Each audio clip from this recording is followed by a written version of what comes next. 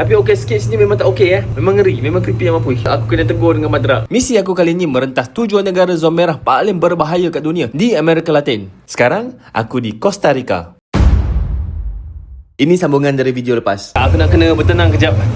Macam-macam sangat, terlalu banyak sangat benda berlaku serentak saja aku pening. Okay, first thing first, aku nak pergi ke satu tempat nama dia La Fortuna. Fortuna ni boleh kata kawasan peranginan lah. Hello, excuse me. La Fortuna. This is 8:40 in the morning. 8:40 in the morning. Oh, almost okay. 4 8. You're not possible to lay here. Okay. It's tomorrow 8:40. Aku sampai tu bas tak ada. Sebab dia kata bas sehari cuma ada sebatang saja nak pergi ke La Fortuna. Okay, fine. So direct bas tak ada, jadi aku nak kena ambil bas yang potong-potong lah. So aku sampai ke Spargo, tukar bas, taruh. Tapi kau tengok lah bergantung macam mana. Sebab dia tak ada tiket, kau terus cash bayar dekat driver. Kalau kau dan masuk, kau dan lah. Kalau kau tak dan masuk, means kau tak dan lah. Kalau ikut gaya ni macam tak dan ni. Sebab dengan beratur macam ni panjang, separuh dah masuk ke dalam. Oh, mencabar. Tough lah, very tough lah. Aku nak pergi ke hotel aku. Cuma 10 blok je. Neraka, Ben. Memang ngeri lah. Kau tahu tu semua memang confirm kawasan Madrak. Kau tengok kiri kanan tu, aku tak dapat nak rakam Aku tak dapat nak rakam pasal aku takut kalau aku buat keluar handphone, confirm dengan handphone sekali dia pergi. Okay, aku jalan sikit. Okay, tak boleh. Ini tak boleh. Aku keluar balik. Atau aku pergi blok sebelah. Aku jalan. Oh, tak boleh. Patah balik. Waktu aku pergi blok sebelah lagi. So maksudnya aku dah makin jauh lah daripada straight line. So aku kena pusing sini.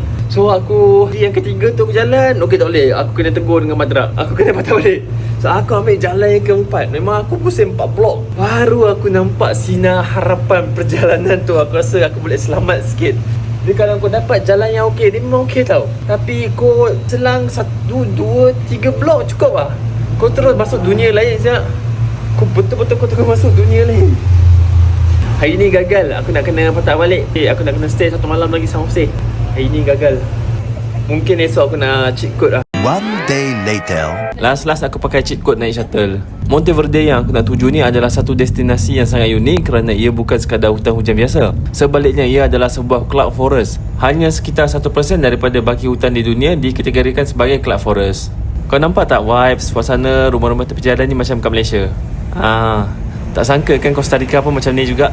The reason aku nak ke Monteverde adalah sebab aku nak try zipline Superman yang paling panjang kat Amerika Latin. Sekejap. Ala-ala aku nak tunjuk view daripada hostel aku ni. Kau nampak tak? Harapan dekat sini. Sambil lepak-lepak dekat sini sambil tengok kat luar. Lokasi dekat Monteverde, Costa Rica. Sambung next video.